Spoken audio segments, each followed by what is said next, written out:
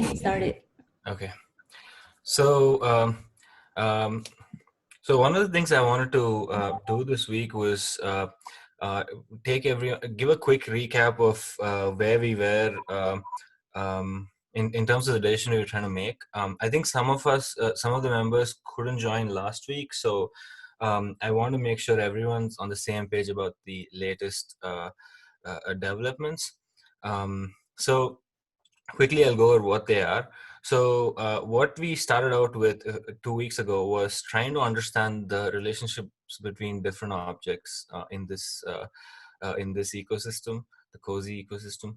And um, the way we originally imagined it was when a user wanted to create a bucket, they would create a bucket request, and there would be a corresponding bucket class that they would refer to. And using these two pieces of information, Cozy would go ahead and create a bucket. When the user needs to access the bucket, they would create a bucket access request pointed to a bucket access class, and Cozy would be able to use that information to create a bucket access object which represents some form of credentials or granted grants permissions for a particular service account to access the bucket. Now, in this model, where there was confusion, was how to delete the bucket when we have this use case of multiple bucket requests pointing to the same bucket. In the original design, we had this idea that in different namespaces, if multiple bucket requests wanted to utilize the same bucket, they would all point to the same cluster scope bucket. This had the problem of the many-to-one mapping, which we went over, and also the problem of deletion, which is not knowing clearly the deletion of which bucket request should lead to the deletion of the bucket. There are ways to go around it, but it was not the best model because of the many-to-one problem as well. So one solution that came up from this discussion was to directly point to the bucket from the bucket access request in case it's a greenfield bucket, and point to the bucket from the bucket request if it was the other way, point to the bucket access from the bucket access request to the bucket if it's brownfield, and from the bucket request to the bucket if it's greenfield. Now it's clear that deletion of the bucket request always leads to deletion of the bucket. However, this still has the many-to-one problem. So, and also the other problem is discovery of the bucket name in this model. Somehow the bucket access request in every namespace should know the name of the bucket, and it needs to be known upfront before the bucket access request can be created. Since bucket names are auto-generated using UUIDs, if we were to port the same bucket request and bucket access request to a new cluster, it wouldn't just work. So that was the problem of portability. So we came up with the approach that we could maybe point to the bucket directly from the bucket access class. Because the bucket access class is an admin control resource, we can put the responsibility on the admin to work with these UUIDs and go ahead and set up the bucket class appropriately. And the user resources, the bucket request and the bucket access request, would actually be portable. Only the admin resources, which is the bucket class and bucket access class, wouldn't. There was one problem with this approach, which was there would be one bucket class for every bucket and for every access pattern on that bucket. And also, the user wouldn't be able to access a bucket until the bucket access class was created already for that bucket. We were exploring more solutions when we came up with what we finally thought was the best approach. Still think is the best approach, which is we wanted to keep things simple in terms of how we manage creation and deletion. And what we came up with was every bucket request will only point to one bucket. So it's a one-to-one mapping. And there would be a bucket for every namespace that wanted to use it, and a corresponding bucket request that points to just that bucket. In terms of deletion, deleting a bucket request would delete its corresponding bucket, and whether that would delete the backend bucket or not depends on one parameter in the bucket, which we were thinking of calling either deletion policy or release policy,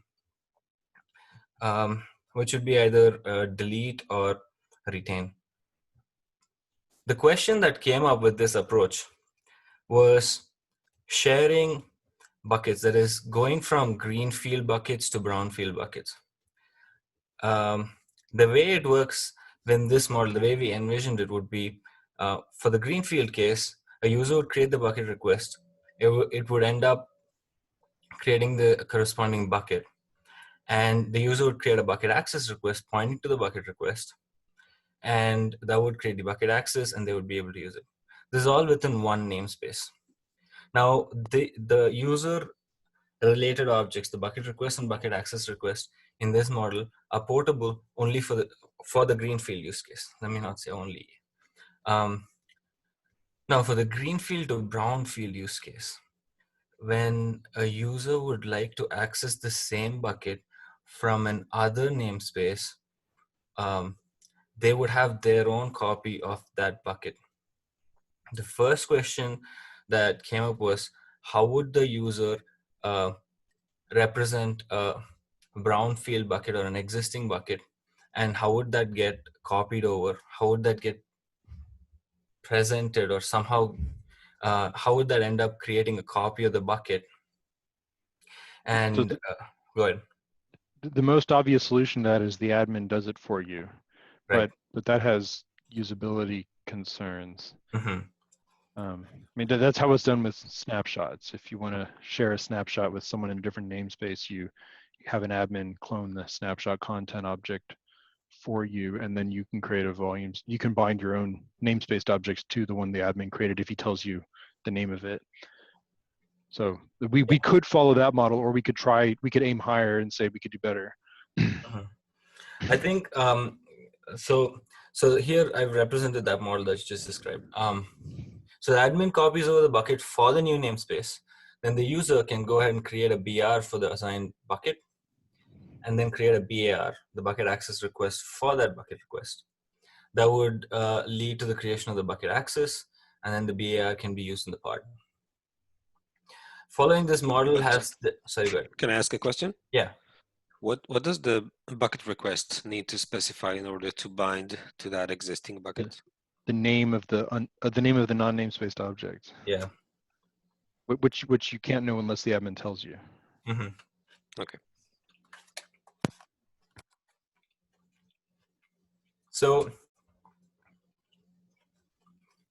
in this workflow, every time a bucket needs to be shared, the admin would go ahead and clone the bucket for the new namespace. So I did some research, and Rob here, he's on the call today, is an admin, and I asked him how common is it for a bucket to be shared between namespaces. To start out with, I want to say that there are obviously use cases for sharing buckets across namespaces, but in terms of admin workload, I would like Rob to kind of describe what kind of workflows he's seen related to buckets, and yeah, just go from there. Yeah, before we do that, could I ask a question here? Yes. You talked about the greenfield, Mm-hmm. and then you're talking about a greenfield to brownfield, Mm-hmm. and the obvious missing here is the pure brownfield. And I suspect that it's just the leading edge that's different, that pure brownfield is you're manually provisioning the very first one. But then once it's provisioned, it's the same as the greenfield to brownfield case. The idea of copying buckets, is that the thought? I'm thinking this through. Yes, that's how it would work. Okay. All right. I just wanted to make sure that effectively, it's just weird to me that you went from greenfield to brownfield, which I don't think is necessarily a very common workflow, although pure brownfield would be. Well, right. And I want to add to that like that is a way to do it, but nothing says we can't do better potentially. Right. The Oh, other yeah, thing the other thing I want to point out is like Ben? that does it automatically. It's just that's another thing to be built on top of all of this. Oh, Okay, you cut I out, think- unfortunately, but were you suggesting like an operator or something? Well, or just another sort of sidecar controller that that is the sharing manager or the importing manager that that or maybe even takes yet another object that we haven't included in the graph that just does that work for you magically, so a human doesn't have to be involved, right? Mhm. The point is this creates the primitive, and then you can build on it to make it better. Right. Yeah, we're thinking like for MVP, this is a great start. Now, using the primitives that we're going with in this workflow, we can always automate it. Hey Rob, can you go over what is you were discussing on Friday, I think, or on Thursday after the meeting when we just had a quick chat, that you're explaining what the workflows look like and how common it is to do greenfield to brownfield. I think we all kind of agree that greenfield to brownfield is not the most common case, but your experience seemed like everyone should hear about it at least. Sure. So I guess a bit of a backstory, right? I'm an SRE and we manage multiple clusters and multiple applications per cluster. And we have a very self-service model for our tenants. So they have the ability to define the resources they need in a cloud provider, and we will automatically allocate them and then provide them credentials and access information in a secret in their namespace. So with that as kind of context, all of our applications for the most part are contained within a single namespace. So we have a tenant, that application runs in a single namespace on a cluster that we've provided. And that tenant has the ability to define the resources they need, including S3 buckets. We do have some applications which are made up of multiple components that end up in their own namespaces that talk to each other and work together as a single entity. But even in those cases, when they allocate and provision like any of the resources, whether it be an RDS instance or an S3 bucket or whatever, that information only resides within the namespace that needs it. And we don't have any use cases at the moment where a pod or part of an application from one namespace needs to talk to the data, or not talk to a pod or even an RDS instance in another namespace that is part of another namespace. For that kind of a thing, right, it's always goes through a service. So that a namespace that does not have control of the resource would be talking to a service in the namespace that does have control over it. So that's kind of the workflows that we have seen in our use in our environment. Is that because the model is of tenant separation is based on namespaces in your case? For the most part, it's based on namespaces, but as I said, we do have like one application that's made of multiple components. So it's kind of that's where it gets a little bit murky, where a component could have its own namespace, and that component is really part of a larger whole that is the application. By itself doesn't do all that much. That's not a huge common use case. For the most part, the applications end up in a single namespace per application.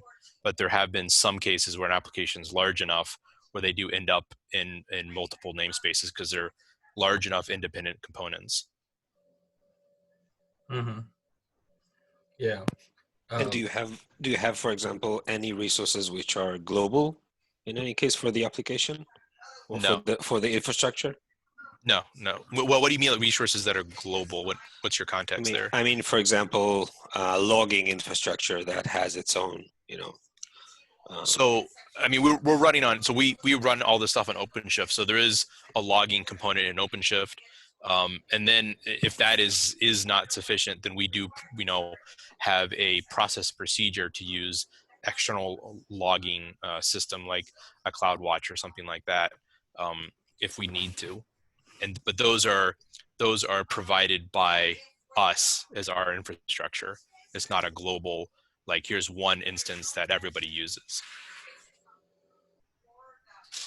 Yeah, speaking from my experience at MinIO, it's similar. It'll be independent. Sorry. Go ahead. No, I was just saying those resources will be independent, right? So an application team will have their own, say, AWS or GCP or whatever account, and CloudWatch will be created for us, or whatever logging solution we're going to use will be created for them in their account, and then they can access it. But we don't have a singular global resource that's going to be available across multiple tenants. So just a quick check here. I mean, I think your input is useful and illuminating. I guess my question is,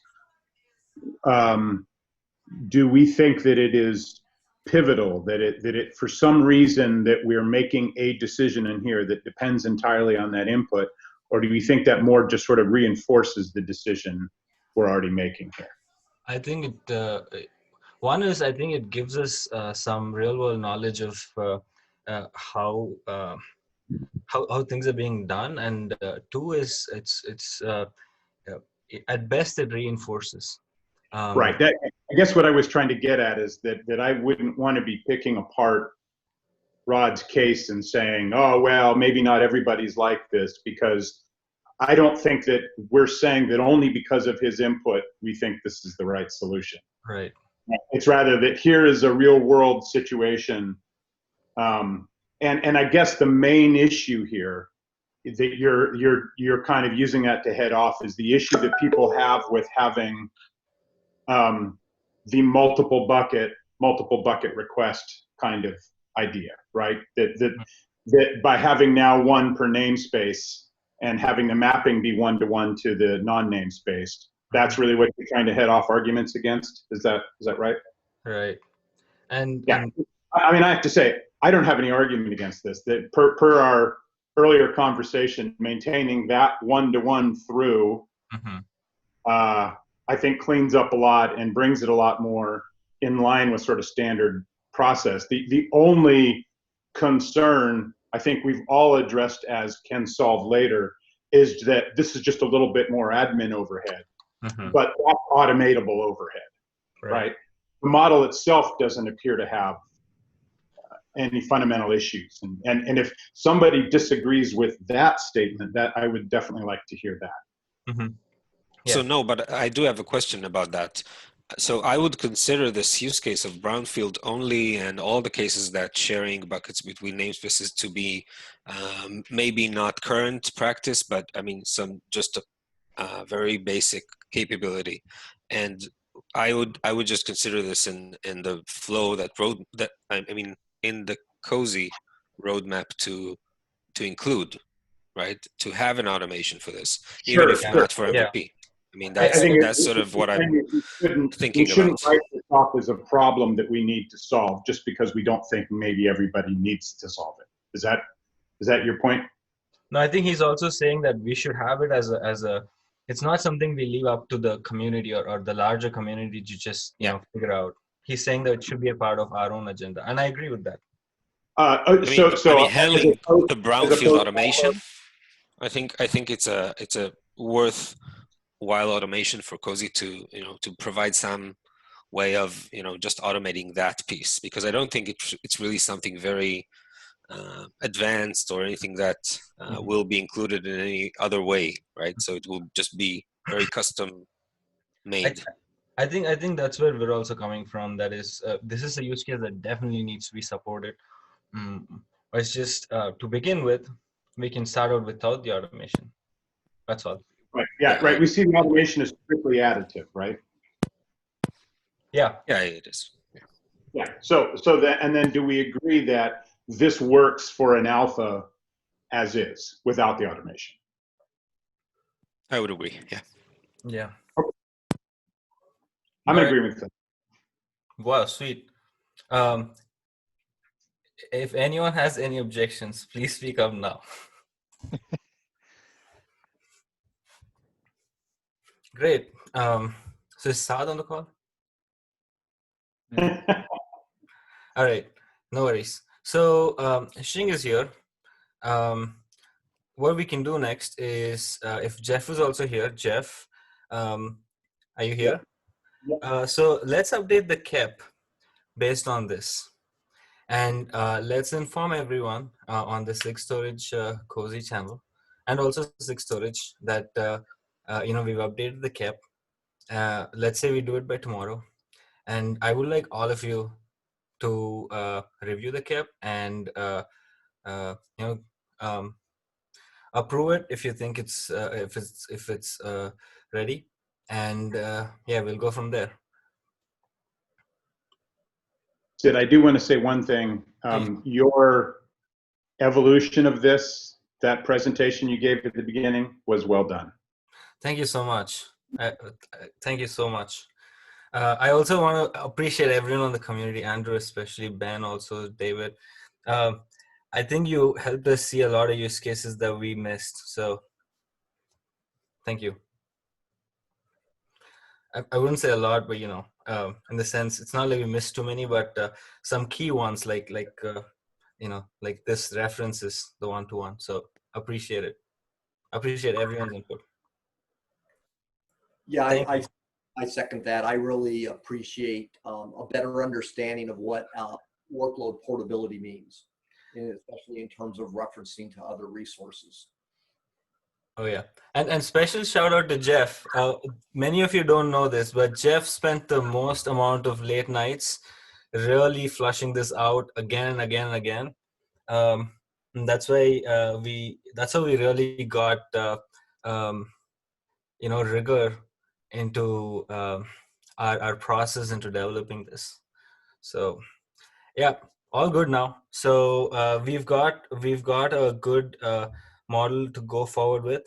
The next thing I want to kind of discuss is what progress we've made in terms of developing this, the programming side of it. So we've got some of the members of our current active programming team on this call. Let me see. I don't know if, yeah, so on this call, we've got Rob, me, we've got Srini, and we have two other members. Krish is also here, so Krish is one of them, and there's one more person named Rajeshri. So we've all been actively developing, and we've got a small amount of code, and it's it's in very basic working quality right now. We invite all of you to contribute and also do code reviews. Yeah, once we get the official repository, yeah, we'll be tagging all of you for code reviews. So look forward to that. Okay. The repositories are there, but as soon as the KEP is merged, we probably will start checking into those repos. For now, it is in our private repos. So. Right, we're using private repos right now. And that's what I meant. Once it's official, we'll be able to do that. So this meeting is supposed to be a 30-minute meeting. We've been, I think there was one day 2 weeks ago where this went on for 2 hours. But today we can finish at 30 minutes since we have a reason to end this right now. I'll see you all on Thursday. And for the CAP, for the completeness, there is some new requirement for the CAP. There is certain information that you need to fill. I'm not sure if you guys have updated that. What would they be? So let me find the information. I will just put the link on that CAP. Mm-hmm. Okay, that's fine. Yeah, we can follow from there. Shing, maybe just a link in the SIG Storage Cozy channel. Okay. And I'll take it. Yeah. Also, Saad's not here, but at least at one point we discussed sort of this non-implementable or provisional approval as a? I think, yeah, I think Sad mentioned that. So maybe if the status is provisional, right? Is that status provisional right now? Not implemented, but provisional? Yes, something That then maybe, I think he was saying then that way, then we don't have to go through API review. That's what Sad was saying. Right, and we can get.